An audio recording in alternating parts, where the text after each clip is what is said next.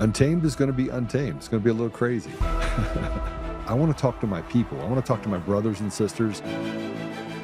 We can have grace and humility in how we interact with other people. Oh, hot dog, look at you. And nobody talked about what's really happening. And let's have conversations about what truth is.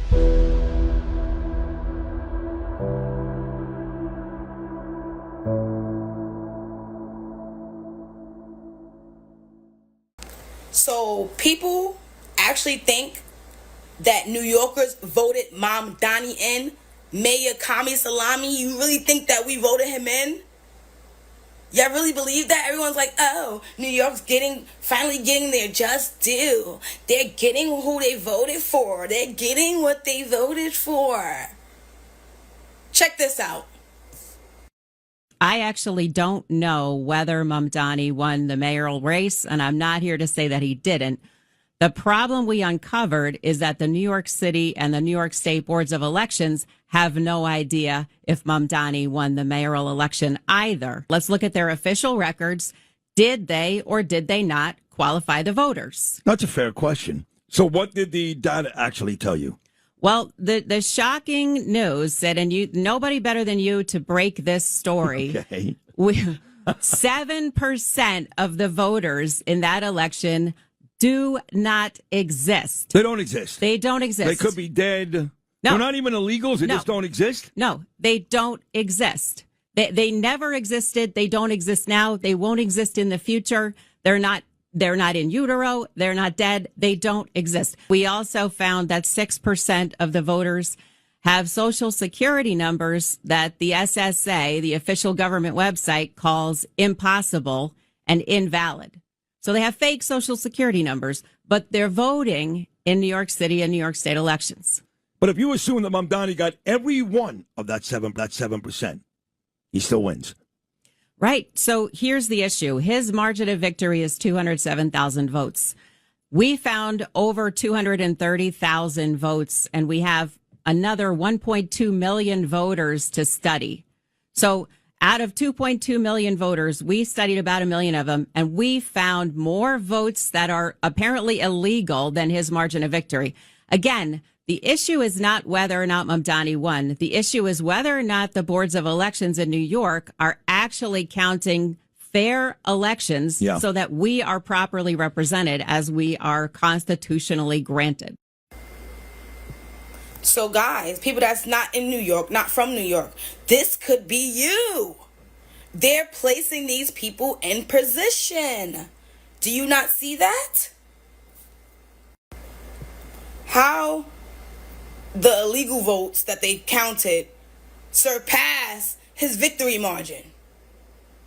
So we don't even know if this man even won in the first place. I voted for Sliwa.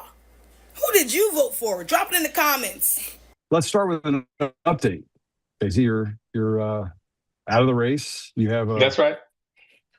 You have watched Vivek kind of walk around the state, and there's not really an appetite for him, I don't think. One thing that's minorly annoying is I see him out there and they've got like a whole new little spring in their step on social media, and it kind of annoys me. I started kind of making a few comments back and forth, but really I need to mostly just stay out of it right now. Not because I in any way endorse Vivek or the GOP in Ohio. I think it's all revolting, sold out garbage. But just because, there's a time and a place for maximum effect. I saw recently he got booed at a talk, and he should get booed. The more people wake up, the more revolting he is. But I have gone over that quite a bit. Well, how's life on the other side of this? How's life on the other side of the campaign? Well, it's pretty good. That was all a new experience for me, obviously the campaign. And then afterward, for a bit of a time, I felt kind of like I was walking around. I was like happy and content, but I felt like an 80-year-old man for a while. And the other thing you find out is a campaign does take a toll on you, whether you realize it or not at the time. And I ended up getting sick. Quickly thereafter, I had pneumonia and pleurisy and hurt my back. And I was just kind of a wreck for about a month. But I feel 100% now, and just taking care of all the things in life that all the loose ends that happen while you're focusing only on a campaign, fixing up the house, cars, growing the garden, spend more time with family, and kind of keeping the career back on track and doing that. But, I really have taken largely a break from social media since then. And the simplest way I can put it, I posted the other day on my YouTube, was that when I started my YouTube channel in the automotive world many years ago, I thought, the one thing I can do is be honest. And a big reason why I really haven't posted any videos or anything on social media is if I say everything I know or think I know, I don't think the public can handle it at all. Or it would seem too radical after everything I've learned, observed, and seen. And so therefore, at the moment, in the context that I want, I can't go 100% absolutely blunt honesty anymore because I can't take it. And I don't want to be a talking head BS theater, and I don't want to beat around. So I felt the best thing for me to do is just, remove myself in a sense from the public aspect in terms of politics and, live life, gather perspective, sit and think before and if there is another time to engage again. Where do you think we're going from here? I mean, where do you think? I mean, I have my feelings on I think we're in the last step, which is demoralization. You can see it just by the public's withdrawal, right? On both sides of the aisle, there's a large amount of betrayal. And, you hear the comments that, oh, yeah, the stock market's doing really well and people's 401ks, but it's completely disconnected from the reality of what promises were made and what I think largely people want, which is they want to have control over their communities. They want to feel like that this perversion is not something that's adequately being pushed in every part of life, conservative side and liberal side. It feels like it's captured environment. I think we're in the last shred of the veil of the theater on every facet still working on people. And part of the reason why we're at the last shred of the theater and maybe they're lazily allowing the veil to falter for everything from media to government to the nature of our elections remotely being what people want. I think the reason they are being lazier about it is because they have much bigger things in store and they don't really care if this falls apart right now because they're going to play their plays and see if they can just control everything anyway. Well, I mean, in large part they do. I mean, it's when you control the judiciary, you can slow things down to a complete crawl. And that's in essence the linchpin behind every decision that's been made on the legislative side has been slowed down even at the state levels. I think the things they're working on at least 2, if not 3 fronts or facets is so far above and beyond anything in a judiciary system that none of this matters, or at least that's the way they view it. So I think that's kind of where we're at. And one can run predictions and thoughts based upon certain things. I've calmed down a bit about that because I'm attempting to see every avenue things can go. But of course, the great concern when you look at how the chess pieces are being positioned quietly or hidden in plain sight by virtue of world currency structure, data, AI, etc., and wars for the sake of money and power having absolutely nothing to do with the superficial reasons they portray.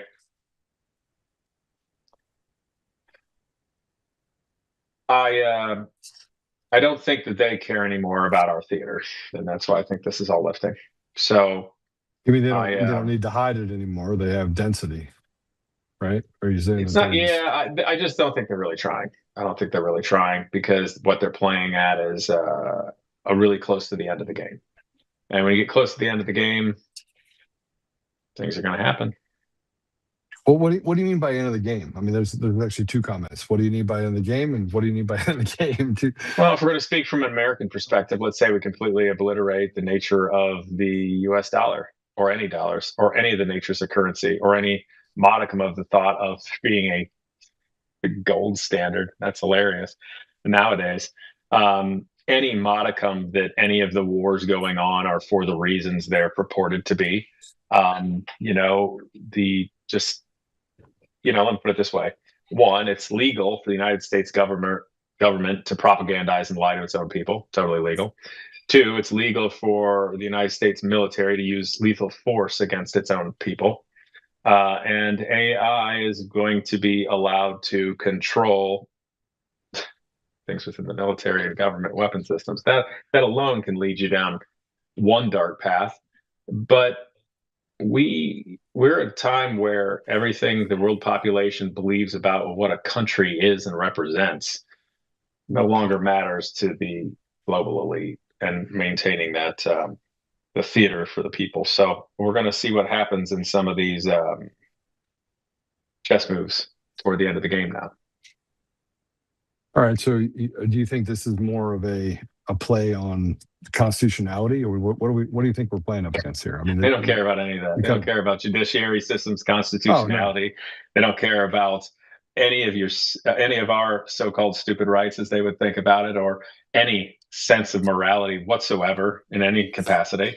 There's none at all.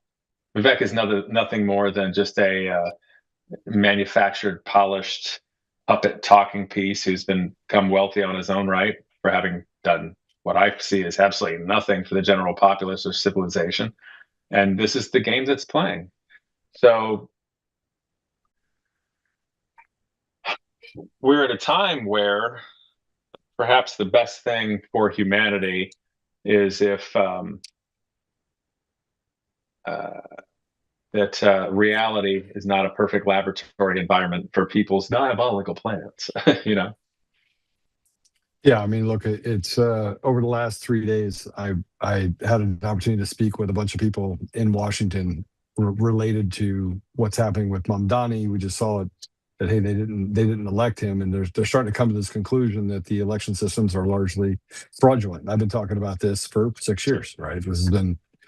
And, I said to you before we came on that, hey, you really can't check, that there's a chance that your election in Ohio, your primary election, was fraudulent.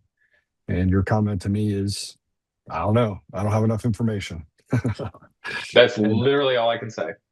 But the point that you don't have information and you're not given free access to that information is telling, right? 38 states, you don't have the ability to check back cast vote records. You're not allowed to look underneath the hood. You can't do a recount unless they tell you can. I mean, it's not a real system. Yeah, to say the deck was stacked against me, even superficially, by saying that all the endorsements and stuff, okay, that's great. That's at the superficial level, but there's just so many levels of ways to keep people out. And in a way, probably it's possible that they, with their so-called stand down orders and pushing me out, were a lot easier on me than they might normally have been, because they expected me to have no chance. It's just so many possibilities. But I can't speak to anything relating to the election and its legitimacy or hypothetical lack thereof, because they really don't know. All right. So what are you working on now? What's the new latest and greatest? Well, the boring professional side is I'm doing some professional consulting work in the world of the automotive world and racing world, which actually I'm really enjoying. But I am going to start doing some YouTube videos and showcasing some vintage race car builds once again. I'll probably be a little more chill, a little more professional than the old days of automotive YouTube, but I'm at least happy to spend a little time doing some things that I love. So that's a real enjoyable aspect. But other than that, the kiddos are happy and healthy. Our literal garden is growing nicely. The house looks good. It's just feeling better about life at the moment, but obviously still deeply concerned with everything I see with regard to leadership or the lack thereof in our government levels. It's enough to drive you mad. I mean, if you just look at the things that are put in front of us and the obstacles and the fact that we can't get over them, not because we don't have the will as the people, but we just don't have the tools or we're slaves.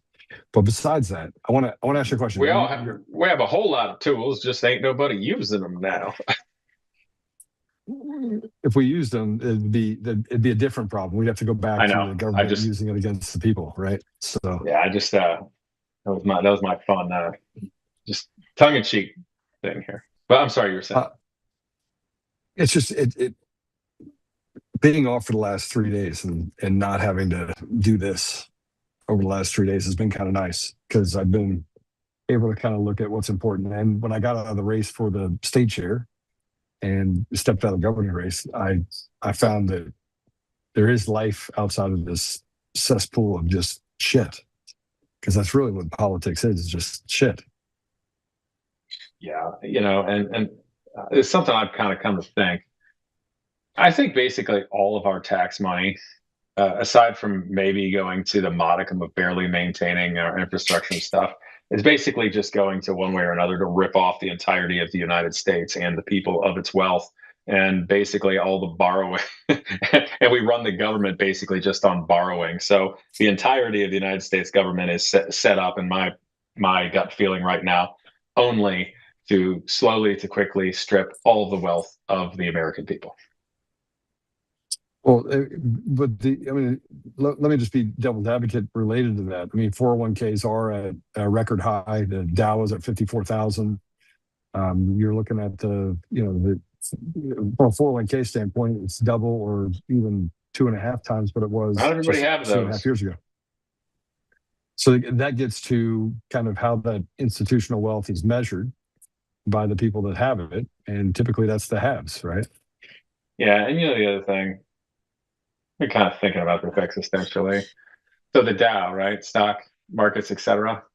Look at it from a orbital perspective.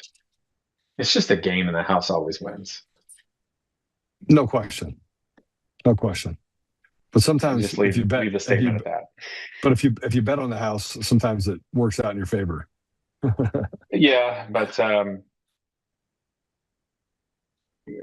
deep existential thoughts about the nature of our society. Yeah. What do you do? I want to bring it back to Vivek for a minute, because Vivek is obviously he's gone around. You saw the clip of Vivek saying, "Hey, look, I'll be fine. It's your generation that's screwed." He actually said that in a room full of young people. I know they were nicer than I would have been had I been there. They were pissed. They were pissed, and it was. And they should be young people. Yeah, and insult to injury. It's not like it's a baby boomer generation person that you might like up there. It's Vivek, an anchor baby born to Indian foreign nationals. He was conceived over there, for goodness sake. Bounced out of Ohio right after high school, after going to a private Catholic school, despite being raised Hindu, who took $50,000 of scholarship money from the Soros family, who already allegedly, as per one of his interviews, was making well over $500,000 a year while still in college. What, Harvard and Yale, I think? And it's just such a joke. He's so manufactured. Nobody, Vivek's existence is beyond an insult to the American people. His existence and the entirety of his profile is everything, and I do mean everything, that should be the hell away from any leadership position. And I just sure as heck everybody wakes up so that he doesn't end up with one. This gets down to the greater problem, is that we've been conditioned to say, with the DEI and with this replacement theology that people talk about, that's actually not the issue. The issue is that we're putting people that are not competent or not able to actually tie their own shoes in positions of power and authority that shouldn't even be there. Yeah, on both sides of the aisle. I mean, because he's parading around as a Republican. Yeah, it's funny, isn't it? It's probably just where he was able to buy him out more readily, And if you remove the fact that he's Indian, just everything about him, let's just pretend he's a white guy, he's still a revolting candidate and should be nowhere near any leadership position. Agreed. But you can't. I mean, I look at Vivek the same way that I look at Kardashian Patel, right? Taking credit for things that he never accomplished. That in essence, that's what's happened. Yeah. Right. I want to play this for you. This is happening all over the state. Probably not as sensationalized as you said before. It's probably not as bad as this clip would lead you to believe, but there's a large number of people on the Republican side that can't even believe that he's the candidate. Let's go and play it. The truth of the matter is, no matter what happens in whichever direction we go, people of my generation who've already made it, we're going to be fine. It's going to be your generation that pays the price. That choice belongs to you. You're a political cretin, and you need to get the fuck out of here.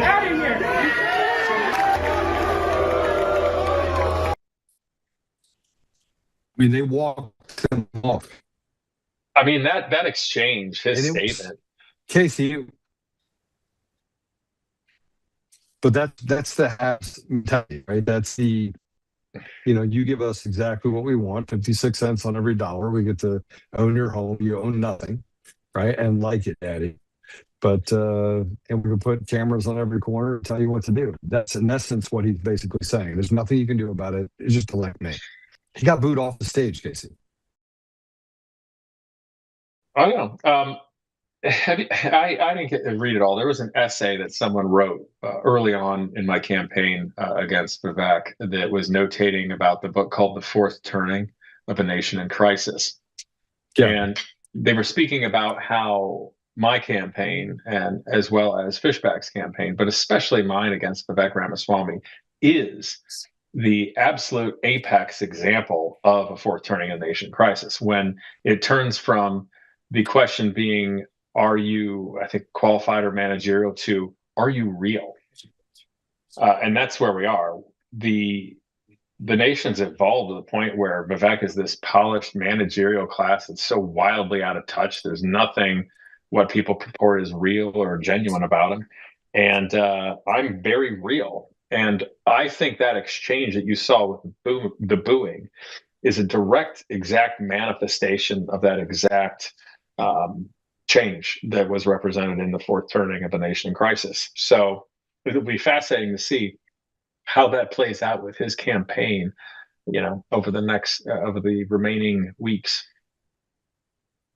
Well, what do you think? What do you think it actually ends up manifesting into? Right? I mean, if we're looking at this from the standpoint of, this isn't the only problem. Let's look at it from the problem of influencers. You have influencers who are out there that are banding together, that are propping themselves up. Dan Bongino, Kash Patel, Julie Kelly. I can go down the line, right? I could build you a list of the people that said nothing to see here. Something's coming, something's coming, something's coming. On the other side, you have these deadbeats that are like, Anthony Fauci is the second coming of Christ, right? And that's a real thing. Like, you have people out there that are saying he did really good things, when in essence, the data is right in front of us. We can see it in front of our face. The guy's a dirtbag, right? So every single one of the people in those two examples you just mentioned are controlled. The Fauci's King one, those people are propagandizing into oblivion. They don't think. And what were the others? Forgive me. Here's the thing. This is the other reason why I really haven't done anything on YouTube since the election. I've come to this realization: we're all just controlled up, whether we realize it or not. You don't have to be directly funded by the CIA or FBI or some shell company or some rich guy or something to be controlled up, because all the internet algorithms are programmed, and everybody's going to chase views, and everybody's going to do what they're allowed to do, and they're going to push the edges. So if you just change the nature of the algorithms and where that is on social media, then everybody becomes controlled up. And let me put it this way, and I'm going to say this. This is what I think. I don't mean it mean, but this is a thought I had. So Tucker Carlson, I like him. He's saying things that aren't said. Okay, he's got a lot of power there. But after I ran, and I still admire him, I'm so glad he's there. But after I ran and put my ass on the line and took licks, some of which that may have a negative effect on my life even in the future, I thought to myself, I don't mean this mean, but what the hell is he doing? Is he running for office? Is he creating a movement? Is he leading something? Is he organizing people to do anything? Because he's still just talking, just like everybody else. Just talking. And I am tired of people who just talk. Put up or shut up. Shit or get off the pot. That's where I'm at. And I don't want to be controlled up, even if I'm not being paid by anything, just by virtue of being a YouTuber and existing within that little bubble.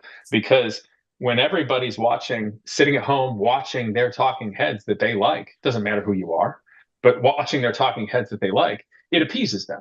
And then they get accustomed to just listening to all the problems and understanding it, but nobody doing anything about it, instead of maybe getting up off their ass and going outside and doing something about it. I did something about it. Everybody else needs to get off their ass and do something about it, and that goes double for all the talking heads. And I don't care whether you have 100,000 followers or 100 million. Well, I mean, this is the demoralization, though, is people are trying to figure out what to trust. And that's truly an issue. Yourself, your gut, independent thought, nothing else. But you got to create density, Casey. You got to create density. At some point, there has to be a density. There has to be a point of conclusion where we have some, we come together under a common theme. And it doesn't matter if it's Democrat or Republican. We don't have that common theme. It's just team evil and everyone else on the other side. It's too easy to control everybody and keep them divided based upon the nature of our world now and media. Any uprising would be squelched so hard by the powers that be, and people aren't getting up and going out and even partaking in their own civic duty. They're not even doing their own research on any candidate to know. And these become the issues that I'm most concerned with. I'll give you another example. What do you think about? Go ahead. Yeah, there's another example. After the election, there's connections and people and things, and I'm in a position. And I talked to some people who, they said, "Hey, if you ever want to run anything, call us. We're down for fundraising and helping." And I said, "Well, I don't know." But I talked to him afterward. I'm like, "Hold on, why?" I have a voice. Other people have a voice. Why aren't we finding funding for people to be talking and organizing and doing anything, even if we aren't running for office? And they seem confused. And I didn't understand that, because if you're going to build and run for any office, regardless of whoever you are, you should be building a base. You should be building a movement. You should be bringing people together so you actually have power. So why in the hell would you not bite on that? I'm asking that question largely rhetorical, because I already know the answer to it. But it's like all these people will support and people will donate money to a campaign. But if you don't win, everybody vanishes. Nobody does anything together. Nobody supports having a voice of pushing when there's no campaign. Doesn't it seem like we're just flawlessly conditioned just for that stupid theater, and that theater that we can't even verify if the votes are just anyway? I mean, look, it's and we keep letting them lie. I mean, the bottom line is it doesn't favor the American people. I mean, give me a decision that's been made over the last 20 years and hasn't been embraced the new suck. And it doesn't matter what side of the aisle you're on. It really doesn't. I know it's going to sound like an old guy, but I think about it going back. And in the 80s, I was a kid, and you're carefree when you're a kid anyway. But one thing that I noticed in the 90s was everybody started getting fat. And I noticed that because, I started to turn into an adult in the late 90s and early 2000s, and I wanted to date. And I started getting to a point by college in the early 2000s. The question I had to ask is, yes, but will she fit in the passenger seat of my race car? I think we've been destroyed as people since the 90s, and it just kept ramping up and ramping up and ramping up. And now we're at a point where people are maybe starting to get it. Look at us. We're an American disaster. We're being destroyed in every facet. We're not even fit. Another drug, other thing to get it. Our food is all trash, toxic garbage. I don't trust the medical industry at all in any way. And now people are starting to learn that loads of our history is just a lie or fabrication. So, yeah, I'd say it, but what do we got? I don't like thinking about it too hard, because if you go to any commercialized area of America, they're all the same stupid chain stores. There's nothing there that matters for culture or people in any way, shape, and form. So if you just look around, where do you live that has any culture in America? Who are we? I have some pretty good culture. San Antonio. Yeah, you got that away. Pretty good culture. Yeah, some out there. But you know what I'm saying, right? Yeah, I do. 100%. But we talk about what people can actually do and how they can get involved.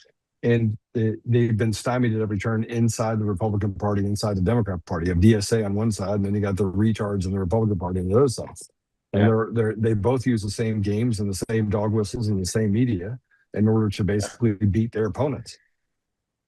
Yeah, they're both run like mafias. I said somewhere that I regretted running as a Republican. In a sense, I do, but it was a calculated thing rather than running independent.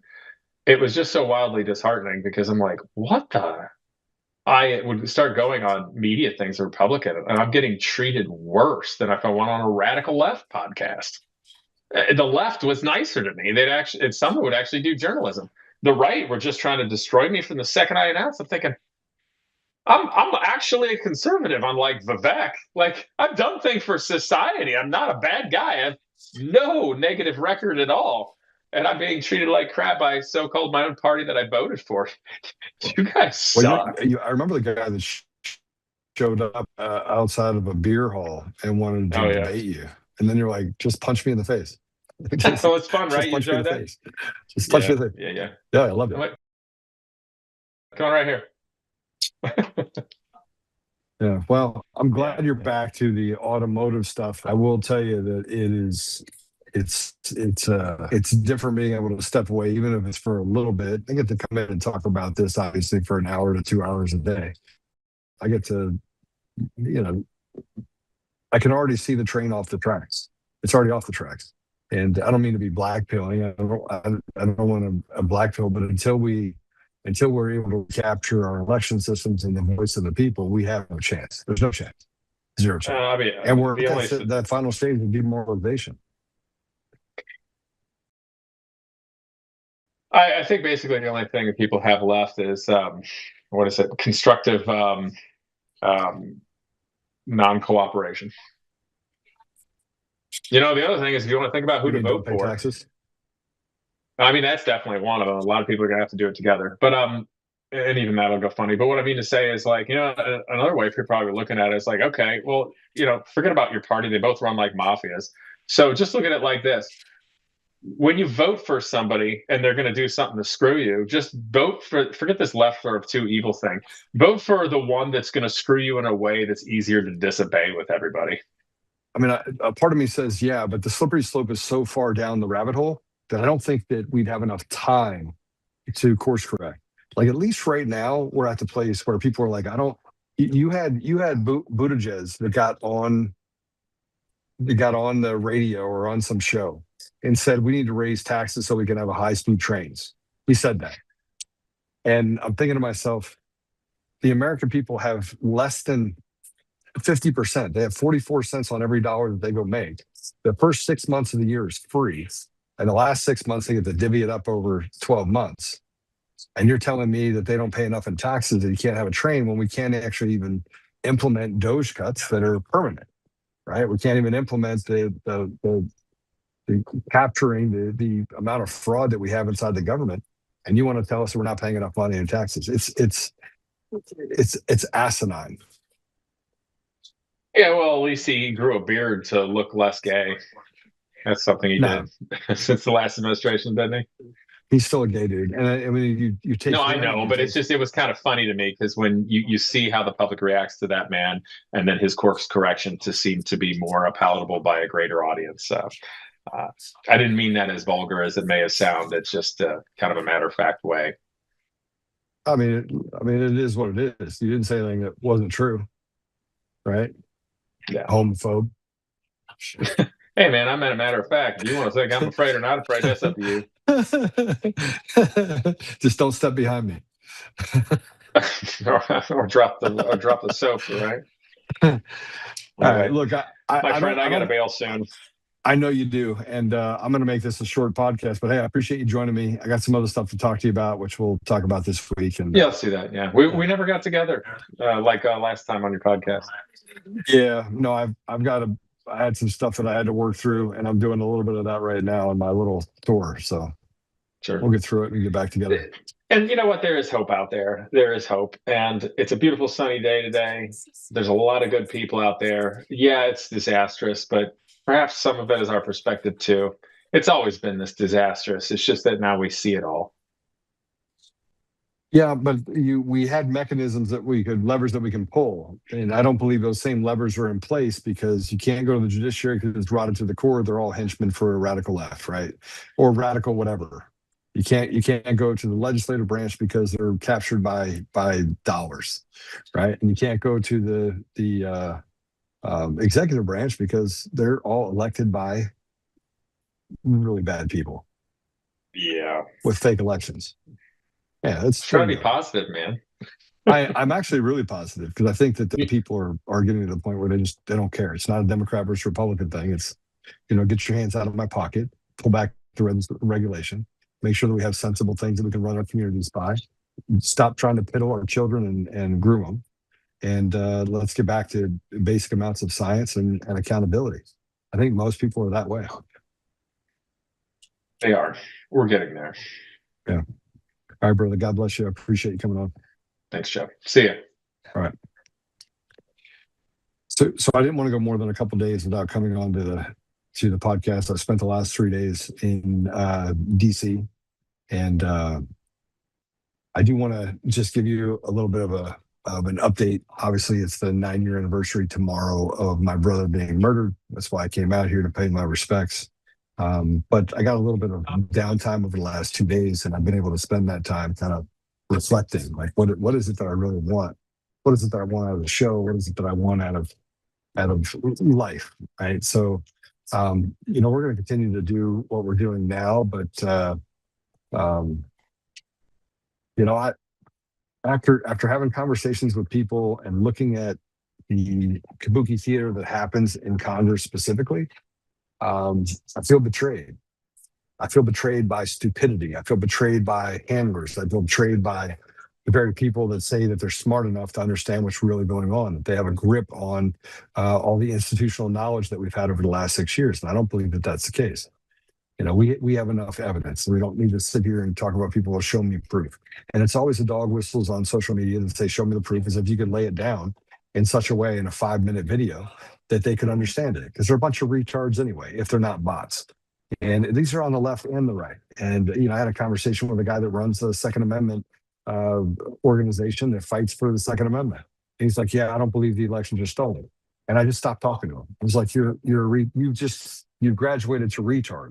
Because no matter where I go, when I go to organizations in DC or around the country, when I'm having private conversations, the same thing comes up. Yes, Joe, we know the elections are largely fraudulent, but we are put in positions of trust and authority within that system.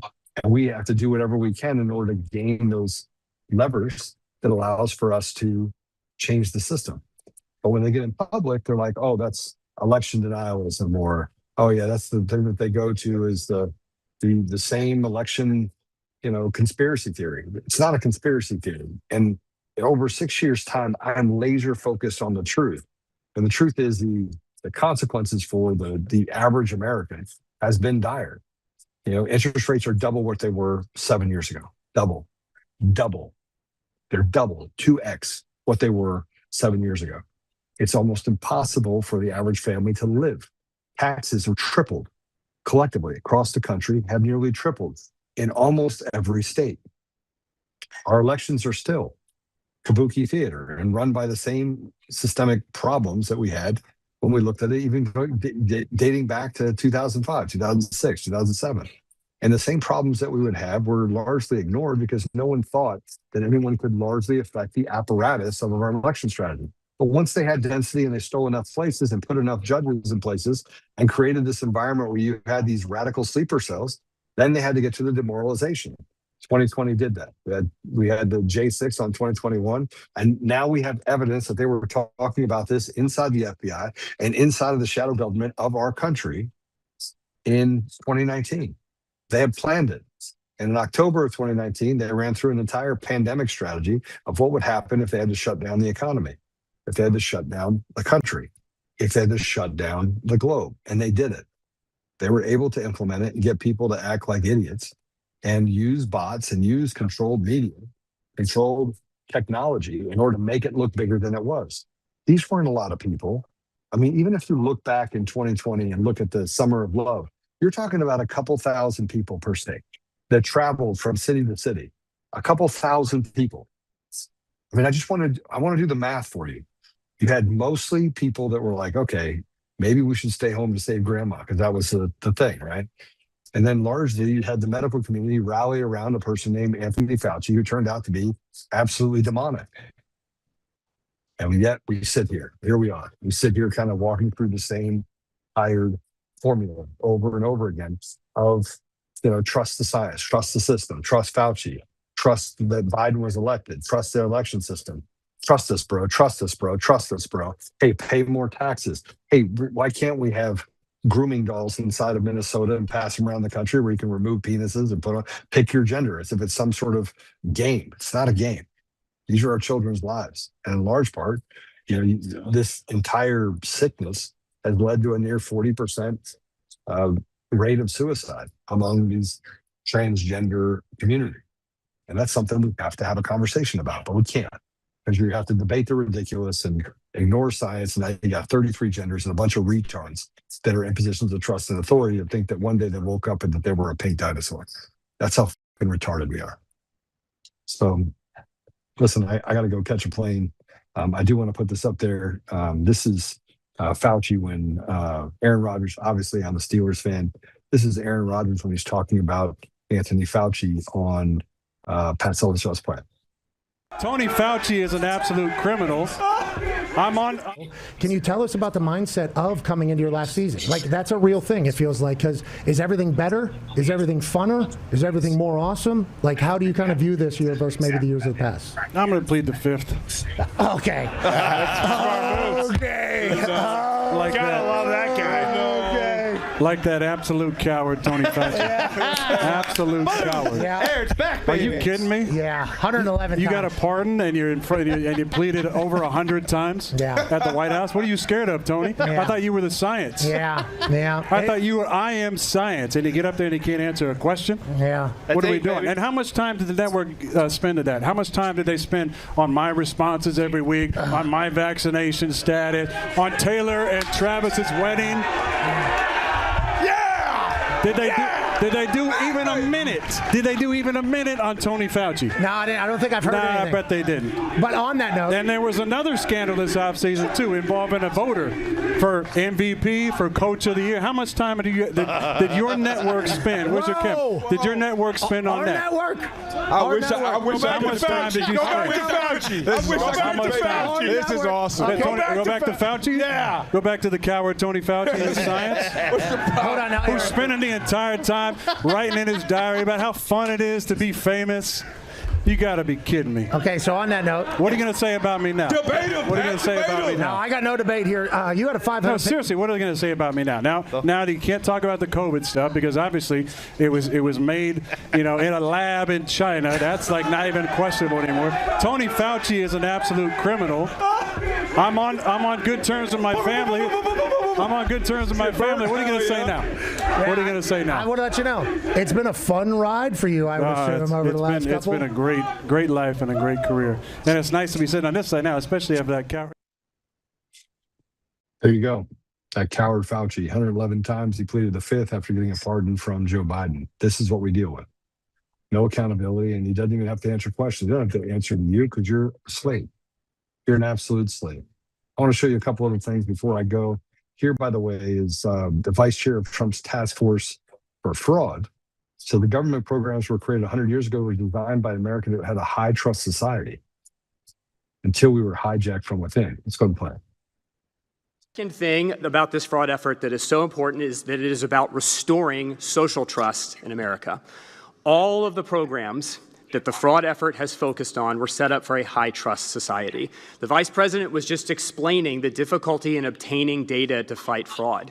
When Congress was creating these programs, some of them almost 100 years ago, we didn't expect that these programs were going to be attacked by fraudsters to the tunes of billions and billions of dollars a year. We expected, because that's the America that we were, that everyone would play by the rules, that the money turned over to help our friends, our families, and neighbors would be made available only to the people who really needed it.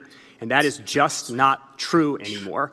And so this effort is not just about protecting our programs, making sure that fraudsters don't bleed them so dry that they cease to exist. It's also about restoring social trust in this country. There you go. And we should be, if we were looking at this the right way, said restore trust. You can't restore trust without tearing down and getting rid of the rotted apparatus inside of our government. We don't have a judiciary. We have a lawless society.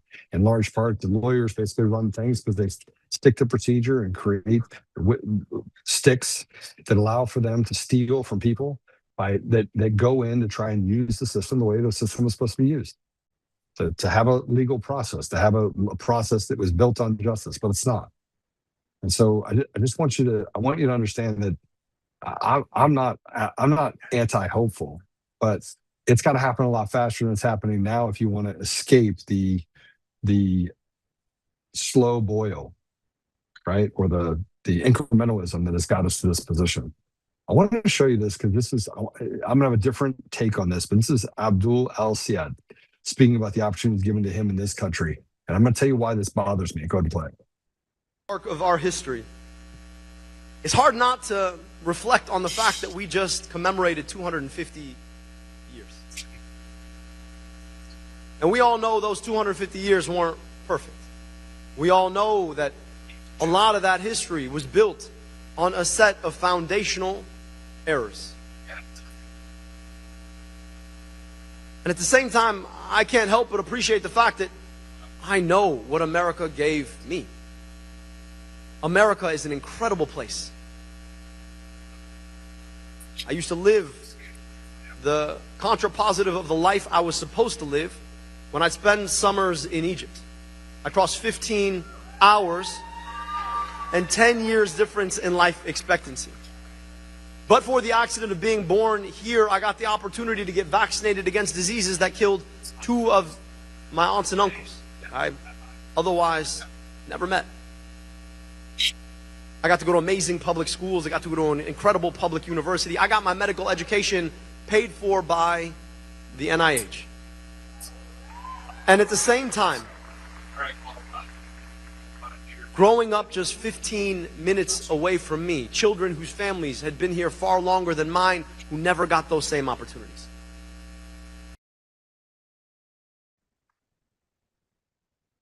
He's right.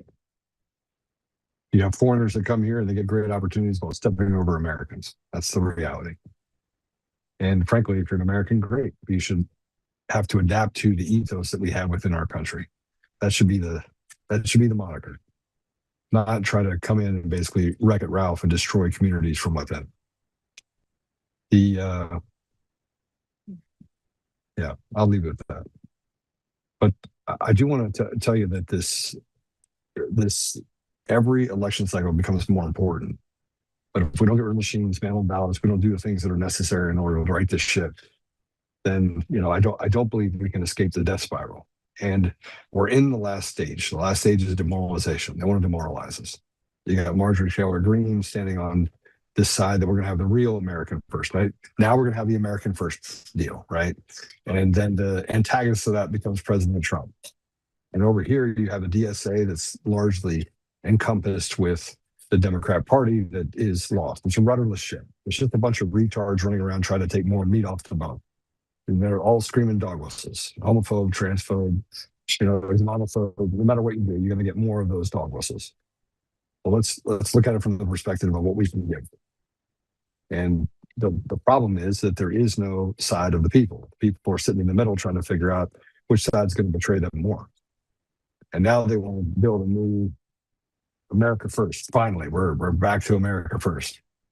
And I didn't vote for this. I wanted America first, not to go to war.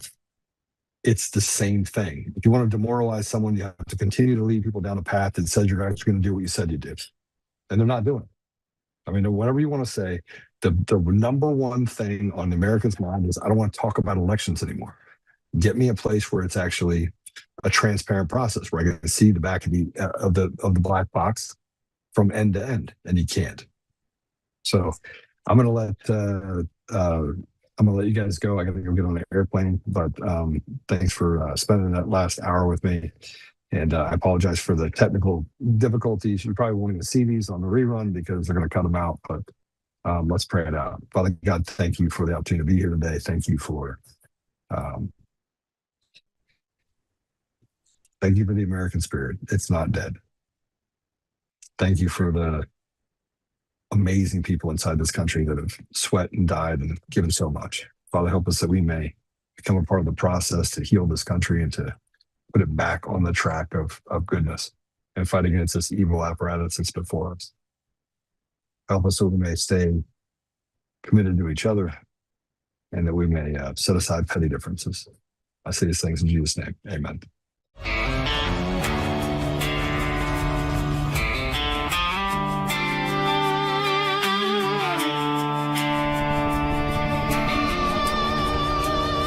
Rise up untamed in the heart of the fire where the wild ones roam. Joe Oltmann's calling, bringing truth back home. From conservative daily to this untamed fire, we shatter the silence, lifting spirits higher. No chains can hold us, no lies can prevail. Authentic and fearless on this rugged trail. Patriots gather under stars and stripes. Untamed nation, igniting the night. Untamed nation, let the truth roll out in this land of the free. Standing proud from sea to shining sea, we won't back down. Catch the fire, wear the crown. Untamed nation, it's our battle song, motivating hearts where the brave belong. Yeah, untamed and wild, forever strong. Play it again all night long.